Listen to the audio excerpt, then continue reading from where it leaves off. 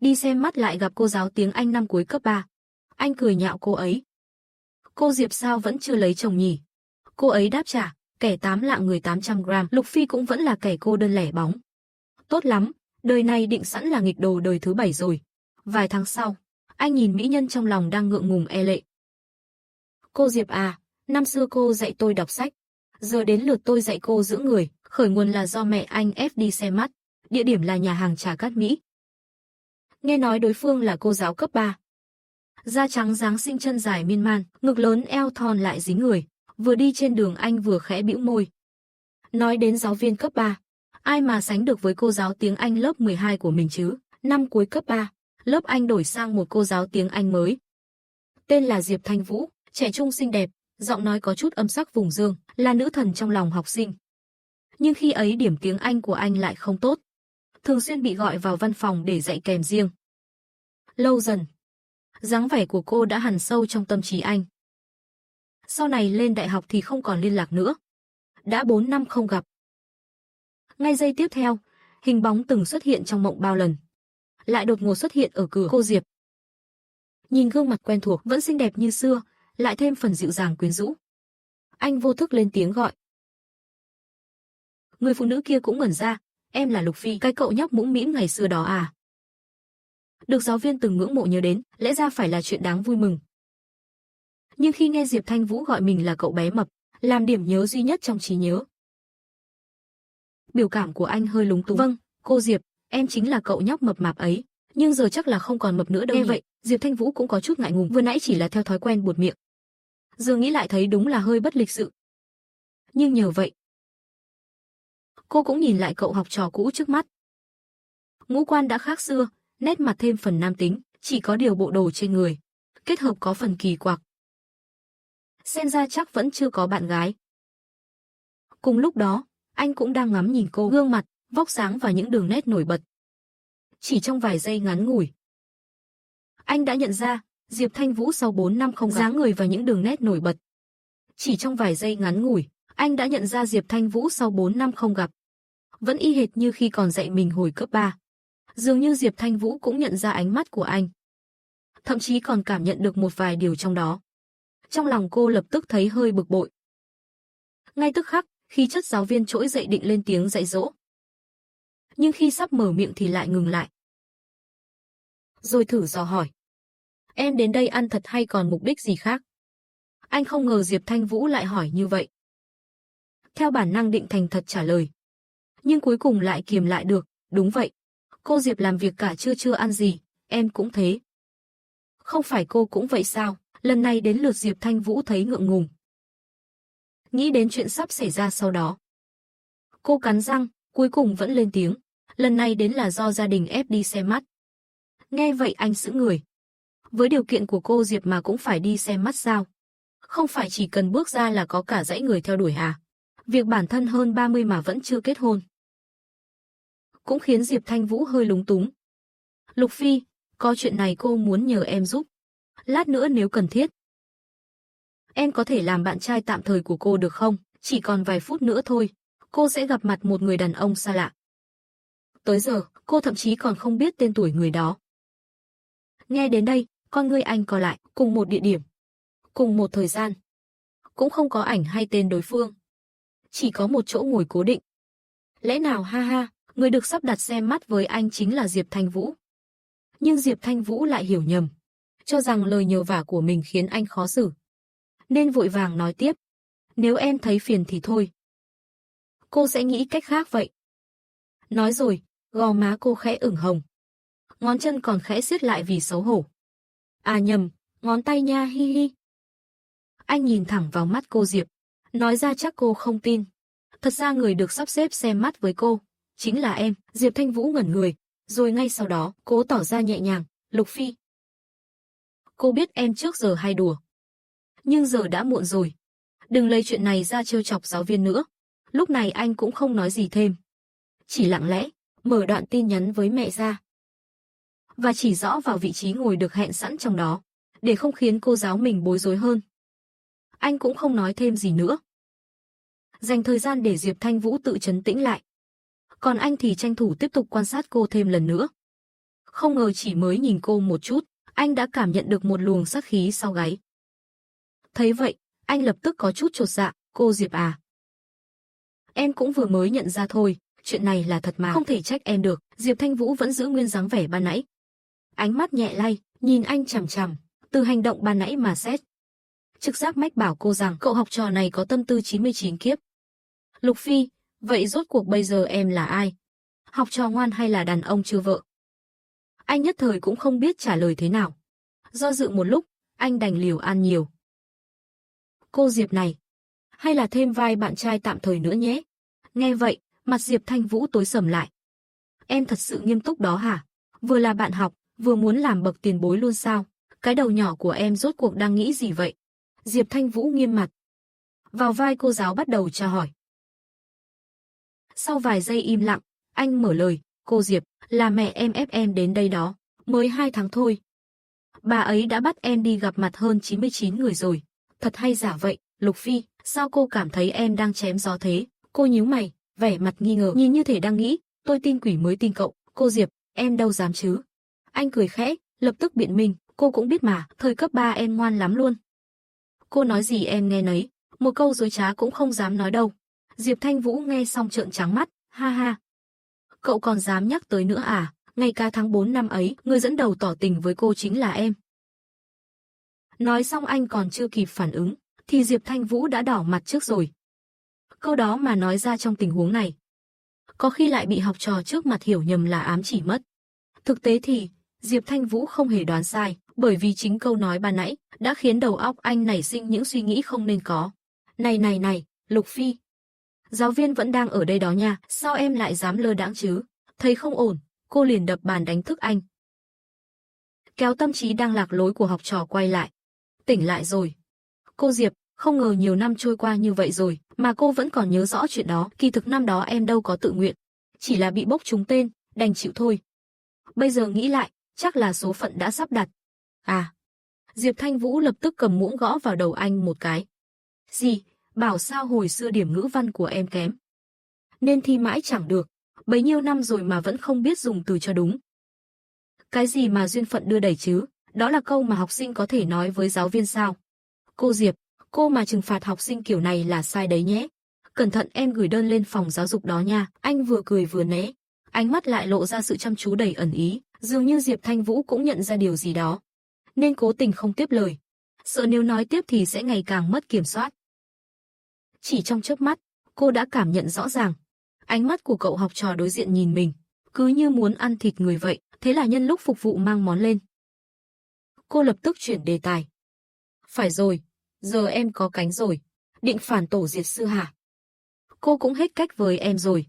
Chỉ có thể dùng đồ ăn ngon để mua chuộc thôi, có lẽ vì trong lòng vẫn còn e dè. Nên cuộc trò chuyện sau đó giữa Diệp Thanh Vũ và Lục Phi đã không còn không khí tự nhiên như ban đầu. Chưa đầy nửa tiếng, cả hai đã vội vã kết thúc buổi hẹn, anh đi đến trạm xe buýt. Còn cô lái Porsche ngồi ghế lái chính. Khi tình cờ nhìn thấy cảnh tượng chênh lệch này, tất cả ảo tưởng không nên có trong lòng anh. Dù tuổi trẻ có bao nhiêu sung sức, không thể san lấp nổi khoảng cách với chiếc Porsche. Vừa mới về đến nhà trọ, thì điện thoại của mẹ đã gọi tới. Đang nghĩ cách ứng phó với mấy câu tra hỏi, thì bên kia, mẹ anh lại thở dài một tiếng. Câu nói tiếp theo làm anh cứng họng. Còn chưa kịp mở miệng báo cáo kết quả, mẹ đã dằn mặt, không phải con đang xem thường mẹ đấy chứ. Tự nhìn đồng hồ đi, giờ mới mấy giờ, con đã có thời gian nghe điện thoại của mẹ. Chứng tỏ bên cạnh không có cô gái nào cả. Ai đi xem mắt mà lại kết thúc nhanh như vậy, chẳng phải nên đi dạo, xem phim. Tiện thể nhìn quanh xem có khách sạn nào không. Lời lẽ trắng trợn của mẹ khiến anh á khẩu tại chỗ. Bà mẹ nhà mình là nông dân thật thà chất phác, sao lại nắm quy trình xem mắt rành rọt như vậy? Đến cả kiểu vừa nhìn hợp mắt là vào phòng luôn.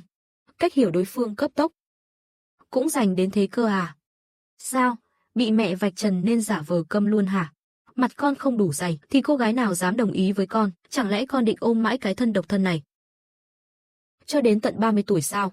40 tuổi cũng phải cưới, dù gì cũng là con trai mẹ Lục không chút do dự, liền bắt đầu bước vào vòng chất vấn thứ hai.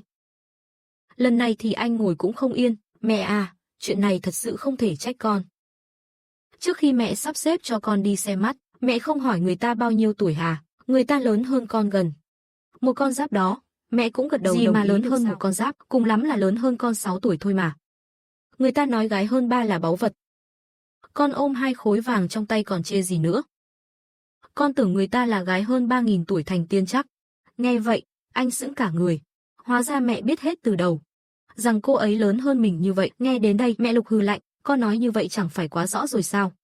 Người ta làm mai mối, chứ đâu phải bán người hay chơi bốc thăm trúng thưởng. Sao lại không nói mấy chuyện cơ bản vậy được? Giờ thì anh thật sự cạn lời. Tưởng đâu là duyên phận sắp đặt. Ai ngờ lại là kịch bản của mẹ dựng nên.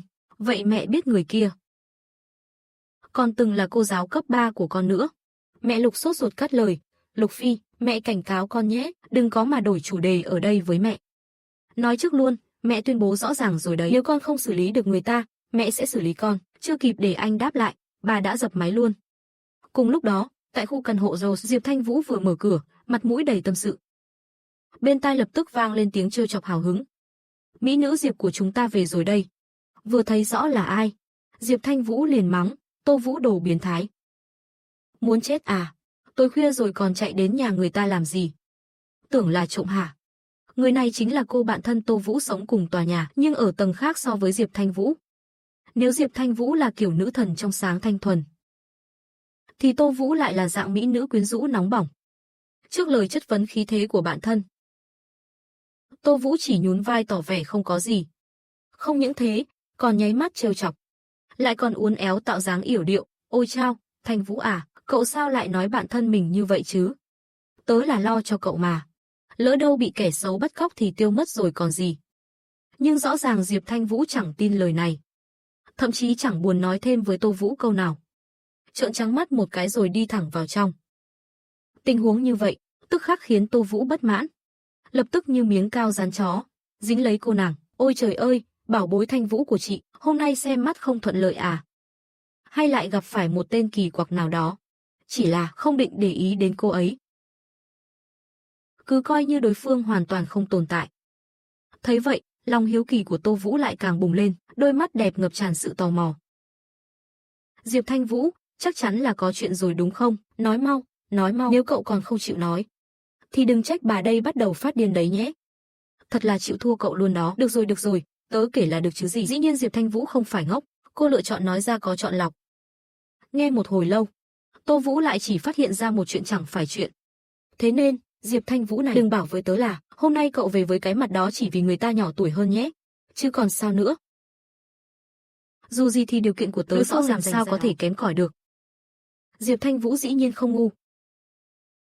Biết rằng hạ thấp đối tượng xem mắt, cũng chẳng khác nào tự hạ thấp chính mình. Được rồi, cậu nói đúng, thấy bạn thân đồng tình như vậy. Tô Vũ liền gật đầu liên tục như gà mổ thóc, sau đó không hiểu nghĩ đến chuyện gì. Gò má hơi ửng đỏ. Ánh mắt lóe lên một tia tinh quái. Đã vậy rồi, cậu còn đứng đó làm gì? Nhanh chóng ra tay đi chứ. Trai trẻ là tốt nhất mà, ngoan ngoãn, hiểu chuyện, thân hình săn chắc, vừa vặn xứng đôi với chị đẹp ngoài quái dị ấy, khiến Diệp Thanh Vũ ngơ ngác chẳng hiểu mô tê gì. Không biết bạn thân đang định ám chỉ điều gì. Tô Vũ thấy vậy liền liếm môi, lộ ra biểu cảm mờ ám. Ai ia. Thanh Vũ à, đừng có mà ngây thơ thế nữa. Ưu điểm của trai trẻ chẳng lẽ cậu không rõ? Máy móc nhà người ta mạnh mẽ lắm đấy nhé. Nếu chọn một màu để đại diện cho phụ nữ thì màu vàng nhất định là lựa chọn hàng đầu. Sau một tràng lời ám chỉ của Tô Vũ, trong đầu Diệp Thanh Vũ bỗng hiện lên hàng loạt nghĩ đến việc Lục Phi từng là học trò của mình. Cô bỗng thấy mặt mình nóng bừng. Càng nghĩ càng thấy không ổn, Diệp Thanh Vũ lập tức chộp lấy gối ôm bên cạnh ném về phía Tô Vũ, muốn dùng cách này để xóa sạch mấy hình ảnh cấm kỵ trong đầu, xua đi những suy nghĩ không nên có đang lởn vởn trong tâm trí mình. Tô Vũ, đừng có truyền mấy cái tư tưởng đen tối đó cho tớ. Tớ không phải loại người như cậu đâu, nhưng Tô Vũ dường như đã quá quen với chuyện đổ thêm dầu vào lửa. Tớ đen tối, được chưa? Tớ là lưu manh, tớ không phải người tốt, nhưng có người lại chẳng nhớ trước đây bản thân từng là ai. Từng viết bản thảo và làm mấy chuyện kia, ở đất nước này phải có tư tưởng cấp tiến cỡ nào mới làm ra được những chuyện đó chứ? Dù Diệp Thanh Vũ rất muốn phản bác, nhưng cô biết chuyện này mình không đấu lại Tô Vũ được, bởi vì Tô Vũ không chỉ biết sự thật, mà còn biết rõ tính cách của cô. Đúng lúc này, điện thoại reo lên. Diệp Thanh Vũ nhân cơ hội đó định chuyển chủ đề. vừa lấy điện thoại ra, tinh tinh. Cô về nhà chưa vậy? Gần như ngay lập tức. Biểu cảm trên mặt Diệp Thanh Vũ trở nên cứng đờ. Các tình yêu ơi, hãy đăng ký kênh, thả tim và bình luận điều thầm kín với mình nhé. Thương lắm các bồ nè. Tên Lục Phi này thật sự muốn cắm cọc luôn sao? Chính vào khoảnh khắc ngơ ngác đó, Tô Vũ đã nhanh tay chớp lấy thời cơ. Ai ra cô giáo Diệp ơi, bảo sao vừa về đã ra cái vẻ thần bí đó. Thì ra là đang lập kế hoạch ngầm à. Mới có tí thời gian đã nhập vai luôn rồi cơ đấy. Từng lời của Tô Vũ như mang theo ma lực, khiến gương mặt Diệp Thanh Vũ lập tức đỏ bừng. Còn Tô Vũ thì càng tin chắc phán đoán của mình. Nâng giọng trêu chọc, ôi ôi cô giáo Diệp yêu dấu của tôi ơi. Cô về nhà chưa vậy, em nhớ cô nhiều lắm đó nha. Cuối cùng Diệp Thanh Vũ không chịu nổi nữa, bật dậy định đuổi Tô Vũ ra ngoài. Tô Vũ cậu mà còn nói linh tinh thì ra ngoài cho tớ, chỉ là, thân là cô gái yếu mềm, sao có thể đấu lại con lưu manh kia. Cố gắng mãi vẫn không đạt được mục đích. Ngược lại còn bị ăn thiệt thòi kha khá, trong tiếng cười ngả ngớn như kẻ cuồng dại của Tô Vũ. Diệp Thanh Vũ hoàn toàn từ bỏ phản kháng, tựa người lên ghế sofa chuẩn bị trả lời tin nhắn, thì phát hiện điện thoại đã nằm trong tay Tô Vũ. Ngẩn ra một chút, Diệp Thanh Vũ lập tức như phát điên lao tới. Nhưng đã quá muộn. Tô Vũ đã gửi tin nhắn đi rồi. He tiểu Thanh Vũ à, lần này mà cậu thoát kiếp pha thì phải cảm ơn tớ đấy nhé. Nhìn tin nhắn Tô Vũ thay cô hẹn đối phương gặp mặt. Hơn nữa còn là, vào ngày mai. Con ngươi Diệp Thanh Vũ co lại, rơi vào trạng thái trôi lơ lửng, phải mất vài giây sau mới hoàn hồn trở lại. Khó khăn lắm mới giành lại được điện thoại. Nhưng phát hiện không kịp rút lại tin nhắn nữa rồi, gương mặt cô giờ đỏ không thể đỏ hơn nữa. Tô Vũ thì vẫn cười hì hì như chẳng có chuyện gì, còn bắt đầu khuyên nhủ, ổn mà, Diệp Thanh Vũ, cậu đừng có giả vờ đứng đắn nữa. Đã nhập vai luôn rồi còn gì, chủ động thêm tí thì sao chứ, cậu cũng đâu còn trẻ nữa. Đã đến lúc phải kiếm một người đàn ông rồi đó, Tô Vũ, cậu có biết không, đối tượng xem mắt hôm nay của tớ chính là học trò cũ. Cậu bảo tớ phải làm sao đây, sau này làm sao dám nhìn mặt ai nữa chứ, gào xong đầy tuyệt vọng. Diệp Thanh Vũ sụi lơ trên sofa như quả bóng xì hơi. Tô Vũ cũng từ cú sốc ban nãy phản ứng lại, rồi không nhịn nổi mà ôm bụng cười sằng sặc. Tớ nói rồi mà, sao cậu cứ ấp a ấp úng, thì ra là vì chuyện này. Chẳng phải là học sinh cũ thôi sao, có gì to tát đâu chứ. Lại đây, chị đây chỉ cho cậu một cách nghĩ mới. Một mũi tên trúng hai đích, Tô Vũ thì thầm bên tai Diệp Thanh Vũ. Chỉ một lúc sau, người đang khủng hoảng kia đã nghi hoặc quay sang hỏi. Cậu chắc cái này hiệu quả chứ, nhớ người ta không đồng ý thì sao? Tô Vũ nhếch môi cười xấu xa. Không đồng ý là sao chứ? Diệp Thanh Vũ, cậu đừng nói với tớ, một giáo viên như cậu lại không dạy nổi học sinh nha. Thế thì thật sự khiến tớ thất vọng rồi đấy. Còn bên kia, sau khi gửi tin nhắn, anh chỉ biết chờ đợi trong vô vọng. Dù thời gian qua anh cũng từng trải qua nhiều lần. Bị người khác xin không hồi đáp, thậm chí còn bị gửi lại dấu chấm than đỏ lòm. Nhưng chưa lần nào lại khiến anh hồi hộp như lần này. Đến mức bạn cùng phòng vừa về, Vương Đức Phát cũng cảm thấy có gì đó lạ lạ. Sao vậy, Lục, tôi thấy hôm nay cậu có gì đó kỳ lắm nha. Thấy Vương Đức Phát cứ nhìn mình chằm chằm, anh liền ngáp một cái, giả vờ như không có gì. Tối qua chơi game khuya quá, chưa ngủ đủ đó mà. Thật không sao, tôi thấy không giống vậy chút nào.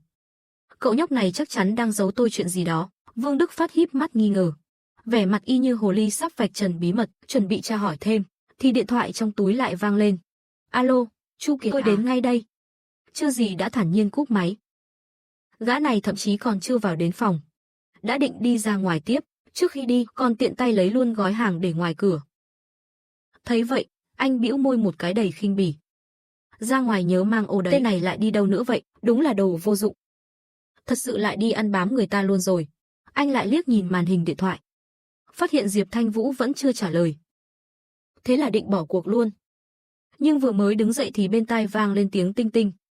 Nhìn thấy dòng tin nhắn vừa hiện lên trên màn hình, anh chớp mắt liên tục vì quá ngạc nhiên. Sau khi xác nhận đúng ID và khung chat, anh lập tức phấn khích giơ tay đấm không khí. Hôm sau, anh đã đến điểm hẹn từ rất sớm, nhưng lập tức bị cảnh tượng trước mắt làm cho sửng sốt. Bởi vì địa điểm mà Diệp Thanh Vũ hẹn lại là một quán cà phê hầu gái. Anh lấy điện thoại ra kiểm tra lại lần nữa. Quả thật địa chỉ không hề sai. Biểu cảm trên mặt anh lập tức trở nên kỳ lạ. Đúng lúc đó, sau lưng vang lên tiếng bước chân nhẹ nhàng.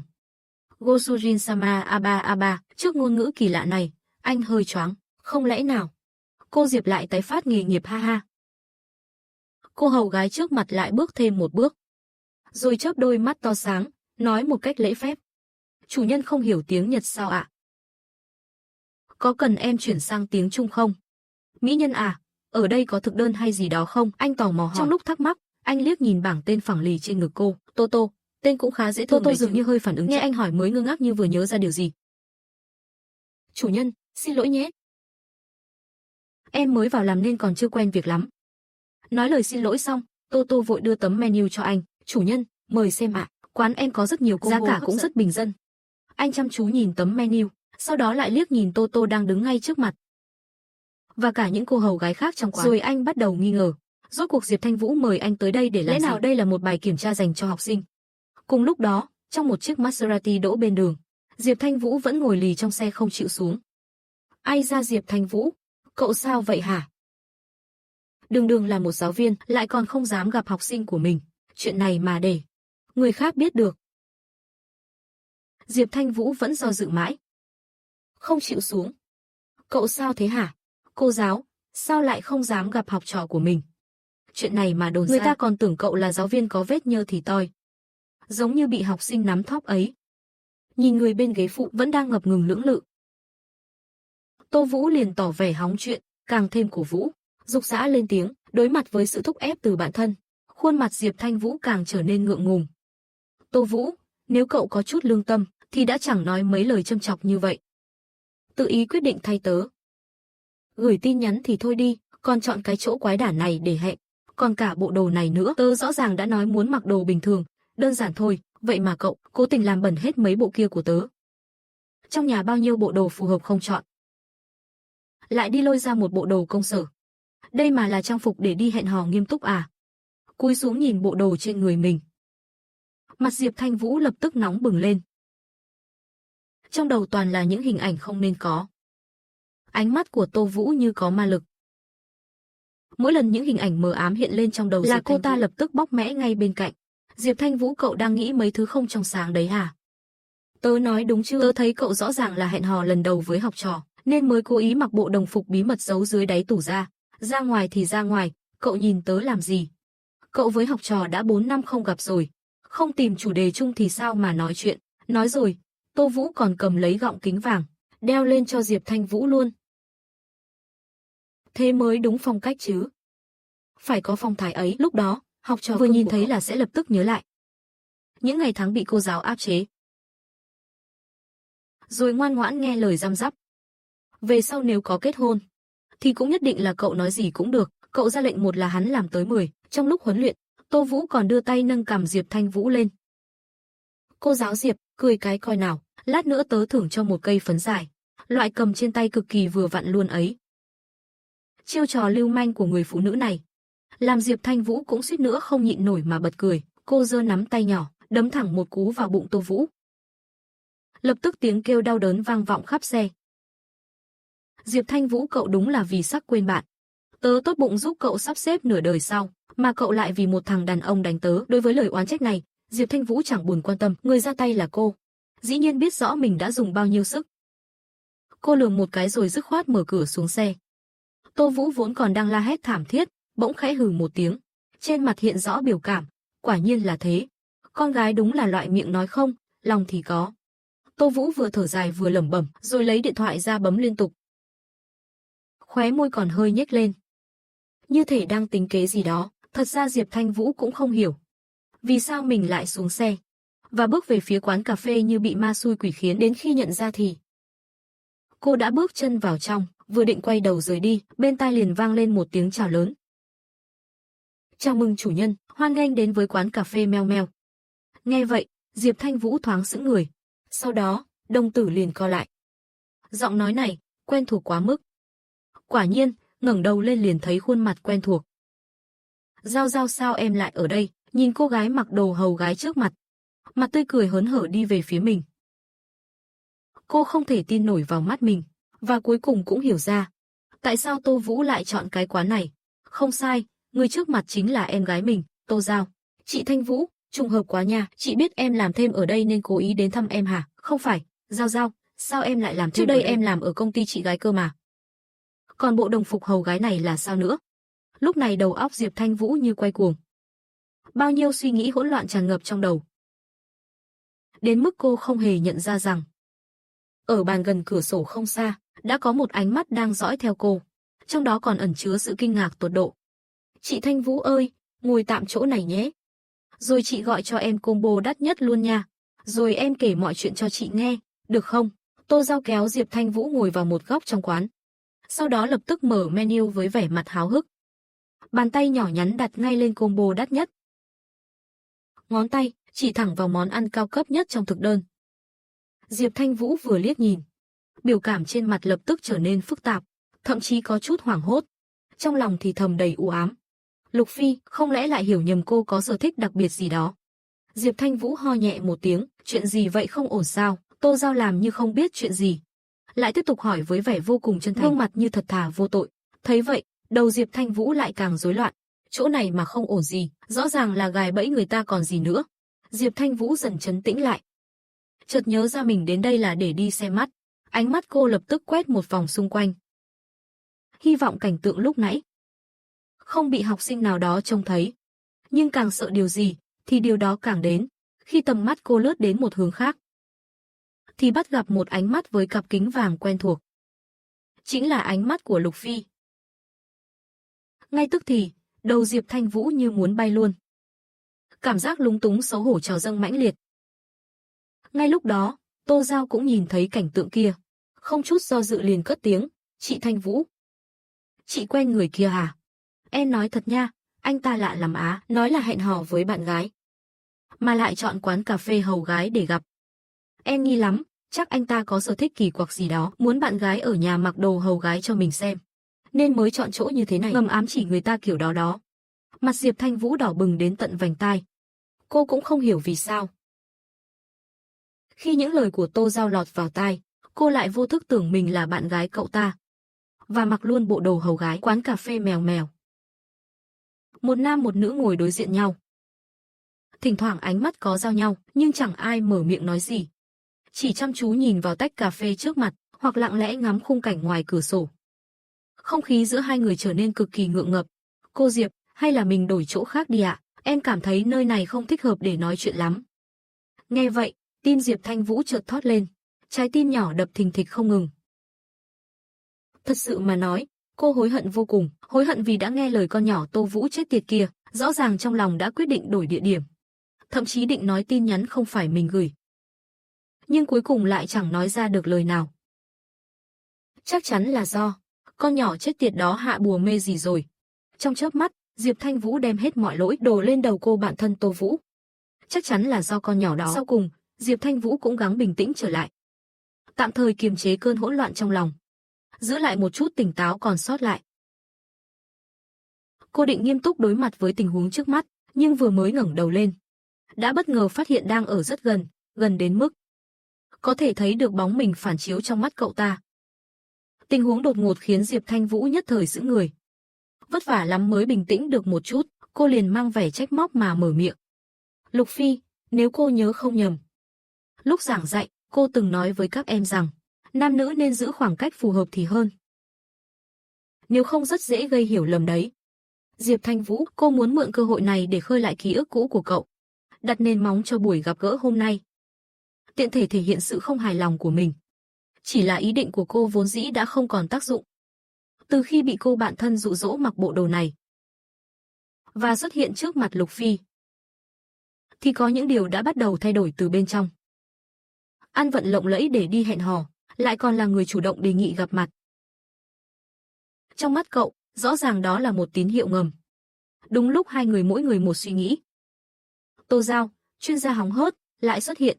Anh chị, em thấy hai người mãi vẫn chưa chọn được combo nào. Có cần em gợi ý giúp không ạ? Anh chị. Combo tình nhân nhé, từng chữ như có ma lực khiến Diệp Thanh Vũ sững lại. Cô lập tức á khẩu, không biết nên nói gì. Lúc này cô hoàn toàn có thể khẳng định tất cả mọi chuyện đều là do người bạn thân kia giật dây từ sau màn. Nhưng suy nghĩ của cậu thì lại khác. Vì cậu không hề biết có người tên Tô Vũ, nên cậu cho rằng tất cả là do Diệp Thanh Vũ âm thầm bật đèn xanh. Nếu không thì sao Tô Giao lại xuất hiện đúng lúc thế này? Mà đã mở miệng, lại còn nói mấy lời siêu mập mờ nữa. Thêm vào đó, Diệp Thanh Vũ lại đỏ mặt cúi đầu im lặng, khiến cậu càng thêm chắc chắn về suy nghĩ ấy. Các tình yêu ơi, hãy đăng ký kênh, thả tim và bình luận điều thầm kín với mình nhé. Thương lắm các bồ nè. Sau khi nhận ra điều này, trong lòng cậu liền dâng lên cảm giác phấn khích khó tả. Ánh mắt dần dần ánh lên niềm vui sướng. Nếu ngay cả cô Diệp cũng đã như vậy rồi, thì nếu cậu còn không tỏ thái độ gì, thì đúng là tự rước lấy số kiếp độc thân. Thế nên cậu lập tức gật đầu dứt khoát. Vậy thì cho bọn tôi một combo tình nhân nhé. Dạ vâng, không thành vấn đề. Cảm ơn chủ nhân đã ủng hộ nha. Tô Giao líu lo chạy thẳng về quầy bar như có gắn động cơ. Trong lòng Diệp Thanh Vũ lúc này chỉ muốn trợn trắng mắt. Đúng là lại là trò của Tô Vũ rồi. Chẳng bao giờ chịu yên thân cho người ta. Thật sự muốn ép cô trâu già gặm cỏ non đây mà, động đến cả học trò của mình nữa chứ. Không biết lại đang tính bày trò gì nữa, mặt Diệp Thanh Vũ lại bắt đầu ửng đỏ. Mà cảnh đó trong mắt cậu lại mang theo một hàm ý hoàn toàn khác. Đảo mắt nhìn xung quanh, phát hiện lúc này đúng lúc chẳng có ai. Cậu lập tức quyết định bày tỏ lòng mình. Cùng lúc đó, Diệp Thanh Vũ cũng nhận ra tình hình có gì đó sai sai, nếu không nói rõ ràng ra, thì e là hiểu lầm sẽ ngày càng nghiêm trọng. Ánh mắt ngày càng nóng bỏng của học trò, như một đôi bàn tay vô hình phủ lên người cô, khiến cô cảm thấy vô cùng khó chịu. Diệp Thanh Vũ hít sâu một hơi, chuẩn bị thẳng thắn nói rõ mọi chuyện. Ngay lúc đó ánh mắt hai người chạm nhau. Tình huống đột ngột ấy khiến cả hai người định lên tiếng đều chững lại. Không hẹn mà cùng rơi vào im lặng. Bầu không khí lập tức trở nên có chút gượng gạo. Cuối cùng cả hai lại đồng thời im bặt. Lục Phi, hay là em nói trước đi. Một lát sau, Diệp Thanh Vũ chủ động nhường lời. Nghe vậy, cậu hít một hơi sâu, lấy dũng khí rồi nói. Cô Diệp à, dù sao cả hai chúng ta đều đang gặp rắc rối vì chuyện xem mắt. Gần đây cũng chẳng gặp ai phù hợp. Hay là thử tìm hiểu nhau trước xem sao. Lúc này, nội tâm Diệp Thanh Vũ như sụp đổ, nhưng khi nhìn thấy vẻ mặt chân thành của cậu, những lời định nói lại nghẹn nơi cổ họng. Lời của Tô Vũ tối qua lại vang lên trong đầu cô, nhỡ đâu nhìn đúng người rồi thì sao? Chẳng phải là thành tựu lớn nhất của cô giáo à? Thật sự dạy chữ dạy người luôn đó. Trước giờ cô chưa từng nghĩ đến. Tô Vũ đúng là không có ý gì tốt lành, luôn tách bạch chuyện công và tư. Làm gì có chuyện nhập làm càng nghĩ càng thấy không ổn. Đầu óc Diệp Thanh Vũ càng lúc càng rối loạn, để xua đi những hình ảnh không nên có. Cô chỉ còn cách lắc đầu liên tục. Mặt cũng đỏ bừng lên, cảnh tượng ấy khiến cậu không khỏi thắc mắc. Cô Diệp rốt cuộc là đang nghĩ gì vậy? Cậu cho rằng vì mối quan hệ thầy trò trước đây, nên cô ấy mới ngại ngùng như thế. Vì vậy cũng không vội vàng. Cứ kiên nhẫn chờ đợi, kết quả là Diệp Thanh Vũ lại càng rối hơn. Lúc này, Tô Giao bất ngờ xuất hiện, khiến cô như được cứu mạng. Chủ nhân, chủ mẫu. Lúc này thì Diệp Thanh Vũ thật sự rối bời, càng lúc càng trở nên do dự. Đúng lúc ấy, sự xuất hiện của Tô Giao khiến cô thở phào nhẹ nhõm. Chủ nhân, chủ mẫu. Combo couple đã được gọi xong rồi ạ. Đây là món tráng miệng khai vị. Nhân cơ hội đó, Diệp Thanh Vũ nhanh chóng chuyển chủ đề. Được rồi Tô Giao, đừng gọi mấy từ chủ nhân chủ mẫu nữa. Nghe cứ là lạ thế nào ấy, nếu để chị em cô biết thì chắc chắn sẽ lột da cô mất. Ngày nào chẳng có việc tử tế để làm thêm, cứ phải chọn cái nơi kỳ cục thế này, em mới chẳng sợ cái chị đáng ghét ấy đâu. Tô Giao lập tức ngẩng cao đầu đầy khí thế. Nhưng ngay sau đó ánh mắt lại ánh lên chút chột dạ. Nhưng mà chị Thanh Vũ đã mở lời, thì em đành miễn cưỡng đổi cách gọi vậy. Chị Thanh Vũ, và cả anh rể tương lai, hai người ăn từ từ nhé, em đi chuẩn bị món quà lớn cho hai người. Vẫn giữ nguyên bản tính thích gây rối, Tô Giao vứt lại mấy câu rồi nhanh chóng chuồn mất, làm Diệp Thanh Vũ cạn lời không nói nổi. Sau khi điều chỉnh lại tâm trạng một chút, cô cuối cùng cũng lên tiếng.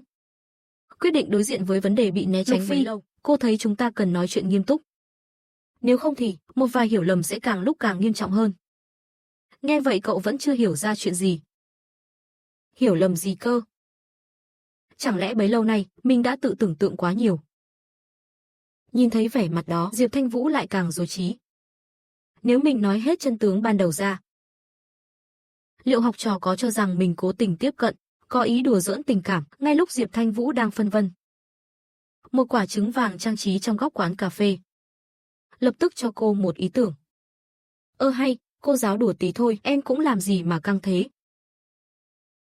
Cứ như vậy thì sau này trò chuyện sao nổi, sau khi rào trước mấy câu. Diệp Thanh Vũ cố ý tiếp lời. Coi như phạt em vì ngơ ngác lúc nãy, cô sẽ ra cho em một câu hỏi. Nếu trả lời đúng, thì chúng ta có thể thử tìm hiểu nhau, vậy thì cứ thử tìm hiểu trước đã.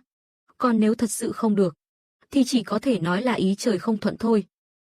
Chỉ là điều Diệp Thanh Vũ không biết là, sau khi cô nói những lời đó, trong lòng cậu lại thấy vô cùng kỳ lạ, nhớ lại dòng trạng thái cô đăng rồi xóa trong đêm qua. Diệp Thanh Vũ chẳng lẽ từ đầu đến cuối đều do cô sắp đặt? Nghĩ vậy xong, cậu lập tức quyết định giả vờ không biết gì, tiếp tục phối hợp theo đúng kịch bản của đối phương để xem vở diễn này tiếp theo ra sao. Được thôi, cô Diệp ra đề đi ạ. Em đảm bảo trả lời thật hoàn hảo, tin rằng đây cũng là số trời an bài. Nhìn cậu đột nhiên hứng khởi như vậy, Diệp Thanh Vũ cũng bắt đầu hơi hồ nghi, nhưng cô cũng không nghĩ nhiều. Trong mắt còn hiện rõ vẻ đắc ý, cậu thấy mấy quả trứng vàng kia chứ? Chỉ cần đập trúng quả có thưởng lớn. Cô đảm bảo sẽ giữ đúng lời. Quả nhiên giống y như cậu đoán. Cô Diệp bày ra đủ trò vòng vo, cũng chỉ vì ngại mở lời thẳng thắn. Được thôi, cô Diệp đã nói, thì em chốt kèo nhé. Cậu mỉm cười cam đoan. Diệp Thanh Vũ luôn cảm thấy có gì đó sai sai nhưng lại chẳng nói rõ được. Cuối cùng chỉ có thể cho rằng mình suy nghĩ nhiều. Có lẽ vì cả hai đều cảm thấy sắp đạt được điều mình muốn, bầu không khí cũng trở nên nhẹ nhàng hơn. Hai người đã nói cười vui vẻ trở lại. Nhưng rất nhanh, Tô Giao lại hùng hổ chạy đến. Thấy vậy, Diệp Thanh Vũ lập tức đề cao cảnh giác. Trực giác mách bảo cô, con nhóc này lại chẳng mang điều gì tốt đẹp theo cả. Còn cậu thì càng không muốn bị quấy rầy lúc này, biểu cảm trên gương mặt cũng có phần vi diệu. Nhìn thấy vậy, Tô Giao khựng lại đôi chút, rồi lập tức nheo mắt ra vẻ chị hiểu mà. Chị Thanh Vũ à, em tới tặng bất ngờ cho hai người đây, combo couple hai người chọn ban đầu là 688 tệ. Nhưng bây giờ, chỉ cần hai người hoàn thành vài tương tác đơn giản, là sẽ được giảm giá ngay nha. Nghe đến đó, mắt cậu lập tức sáng lên, ánh nhìn cũng chuyển ngay sang Diệp Thanh Vũ. Trong lòng nghĩ chắc chắn đây là do cô sắp xếp. Dĩ nhiên Diệp Thanh Vũ cũng nhận ra điều đó. Trong lòng thầm mắng Tô Vũ không thương tiếc. Nhưng bên ngoài, vẫn giữ bộ dạng điềm nhiên như không có chuyện gì, chỉ tò mò liếc nhìn Tô Giao. Trong mắt còn ánh lên chút sát khí. Dĩ nhiên Tô Giao cũng cảm nhận được. Nhưng so với việc biến mối tình thầy trò thành sự thật, thì chút sát khí ấy có là gì đâu, chồng chị tương lai. Bây giờ có 3 lựa chọn. Thứ nhất là đút đồ ăn cho nhau, để thể hiện tình cảm đôi bên. Thứ hai thì sẽ thử thách ý chí kiềm chế hơn một chút. Cho phép em giữ lại chút bí mật nha. Chút nữa sẽ bật mí. Tất nhiên, nếu cả hai hoàn thành được cả hai thử thách, thì sẽ kích hoạt siêu giảm giá. Lập tức tròn mắt kinh ngạc. Cô Diệp còn tính trước cả bước đó nữa ư, xem ra mình vẫn còn non quá. Diệp Thanh Vũ lúc này hận không thể giết người. Ánh mắt lia ra ngoài cửa sổ, muốn tìm Tô Vũ. Dùng ánh nhìn giết người để xử lý cô ta nghìn nhát. Thấy vậy, vô thức cho rằng Diệp Thanh Vũ chỉ đang ngại ngùng. Cố tình né tránh, thế nên chủ động nói, cô Diệp. Hay là thôi mình khỏi cần giảm giá chi nữa ha. Phiền phức lắm, nhưng giờ trong lòng Diệp Thanh Vũ đã rối loạn tơi bời. Giá mà lúc đầu cô kiên quyết hơn. Đập trứng vàng từ sớm cho rồi, chấm dứt luôn mối nghiệt duyên này. Đằng này thì hay tự đẩy mình lên thớt. Tô Giao vẫn luôn chú ý biểu cảm của Diệp Thanh Vũ. Thấy cô không lên tiếng, lại còn tỏ vẻ như ngầm đồng ý, thì lập tức hào hứng cất lời. Hay chị Thanh Vũ, chị cứ yên tâm, mấy trò này nhẹ nhàng lắm. Đảm bảo không có gì phản cảm đâu ạ.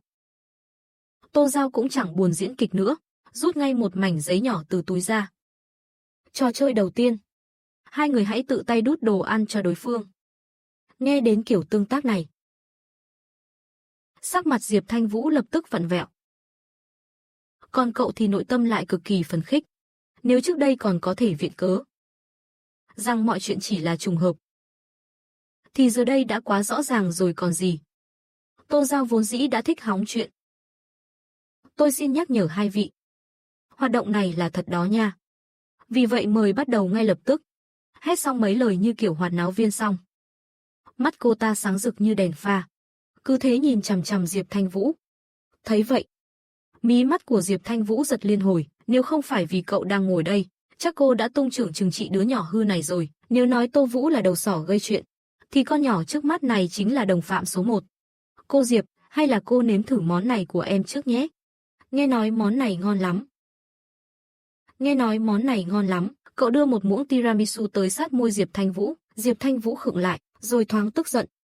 Không biết trong đầu cô vừa vụt qua hình ảnh gì. Diệp Thanh Vũ khẽ lắc đầu. Thấy vậy, cậu lập tức lo lắng hỏi. Cô Diệp, là cô không thích vị này sao? Hay để em đổi món khác? Diệp Thanh Vũ thở dài trong lòng, chỉ có thể nhẹ nhàng gật đầu. Cô chậm chậm hé môi, nuốt trọn muỗng tiramisu ấy vào miệng, ánh mắt vô tình chạm vào cậu. Lập tức bị ánh nhìn nóng bỏng làm cho tim đập rối loạn, bản năng khiến cô lập tức tránh ánh mắt ấy đi. Lúc này, Tô Giao lại không đúng lúc lên tiếng. Chị Thanh Vũ, tới lượt chị rồi. Nhanh lên, còn 1 phút nữa thôi đó. Đầu Diệp Thanh Vũ như mơ hồ. Dù có cố giữ bình tĩnh, nhưng sắc hồng vẫn lan dần trên làn da trắng mịn. Cậu cũng bắt đầu cảm thấy có gì đó không đúng. Nhưng lại chẳng thể nói rõ điều gì, dù vốn không thích đồ ngọt. Lúc này cậu lại thấy có chút nghiện. Người phấn khích nhất chính là Tô Giao. Chị Thanh Vũ, đến mục tương tác cuối cùng rồi. Rất đơn giản thôi nè. Chỉ cần chị và anh rể uống cà phê Giao bôi là xong.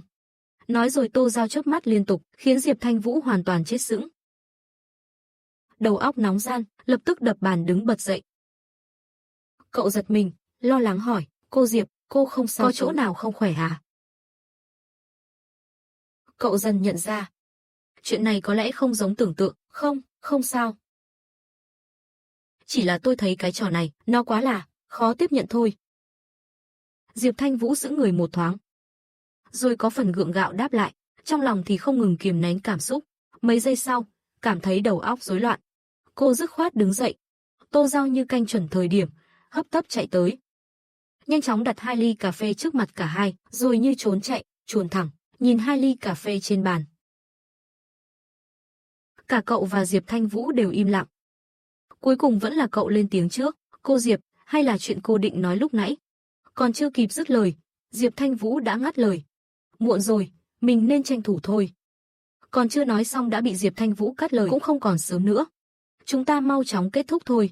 Đừng quên em còn chưa hoàn thành câu hỏi kia đấy. Nói rồi, Diệp Thanh Vũ liền đưa tay cầm lấy ly cà phê. Giáo viên đã chủ động như vậy, cậu đương nhiên không thể chần chừ thêm nữa.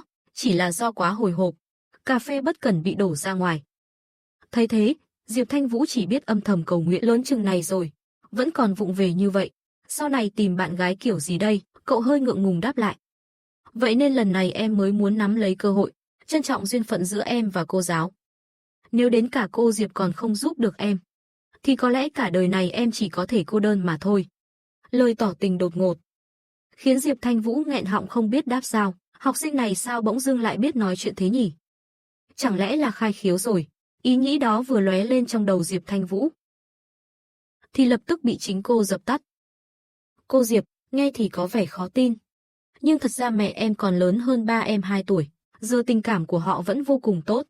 Nghe vậy, Diệp Thanh Vũ tối sầm mặt mày, thầm trợn mắt một cái rồi liền chuyển chủ đề.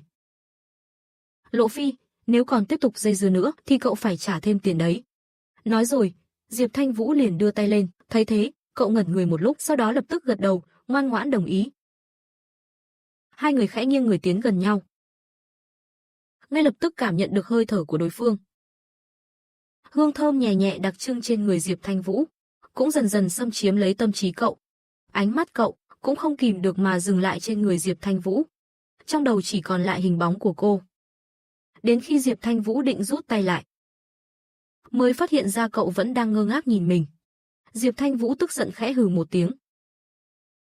Vừa là cảnh cáo, cũng là nhắc nhở. Lúc này cậu mới hoàn hồn, vội vàng cúi người uống nốt phần cà phê của mình. Nhưng lại bất cẩn, kéo Diệp Thanh Vũ lại gần mà không hề hay biết. Ngay lập tức trán hai người chạm vào nhau. Mũi chạm mũi, 4 mắt nhìn nhau. Trong mắt mỗi người giờ đây chỉ còn đối phương, đầy áp hoang mang cùng rung động. Hơi thở cũng bắt đầu đan xen hòa quyện. Không khí dường như cũng đông cứng lại trong khoảnh khắc ấy. Các tình yêu ơi, hãy đăng ký kênh, thả tim và bình luận điều thầm kín với mình nhé. Thương lắm các bồ nè.